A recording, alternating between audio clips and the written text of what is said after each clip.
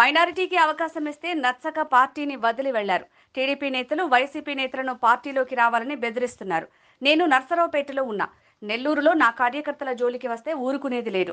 కార్యకర్తల జోలికి వెళ్లాలంటే నన్ను దాటగలగాలి అని మాజీ మంత్రి అనిల్ కుమార్ యాదవ్ అన్నారు.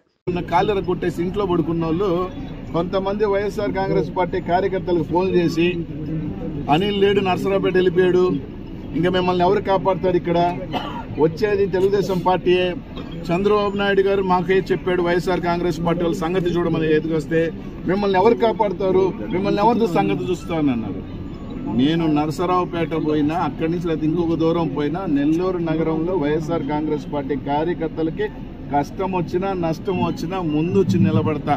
నన్ను దాటే నా కార్యకర్తలు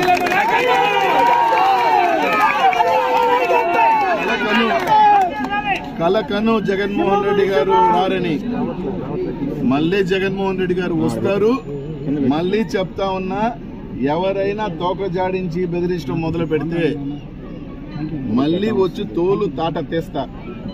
నేను నర్సరావుపేటకు పోయినాను, నెల్లూరు నగరం ఏమిలే, ఇది నాకు ఒక కన్ను లాంటిదే, ఇక్కడే ఉంటా, ఇక్కడికి వస్తా, ఎక్కడైనా ఆపరేట్ చేస్తా. నా కార్యకర్తలు కానీ మా వైఎస్ఆర్ కాంగ్రెస్ నాయకులు జోలికి కానీ వచ్చి ఇట్లాంటి ఏదో బెదిరింపులు కానీ చేస్తే నేను రిలీజ్ కూడా చేయగలను. ఆడియో అని అసహ్యంగా ఉంటుంది. ఆ చీప్ గాడి గారి గురించి, వాడి గురించి కూడా ఎక్కువసేపు మాట్లాడటం వేస్ట్ కాబట్టి చూపలా.